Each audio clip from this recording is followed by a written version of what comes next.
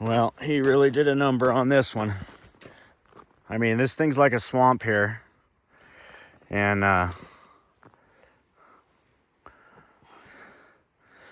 normally when you get buried up above your tracks, you just stop. But that's not what happened this time. Just kept trying, and this is a mess. What a mess. So this thing's like extremely buried. So now the only thing we can do is dig around by hand all the way around the perimeter of it. And we'll get it all down to the top of the track. And then hopefully that'll give us enough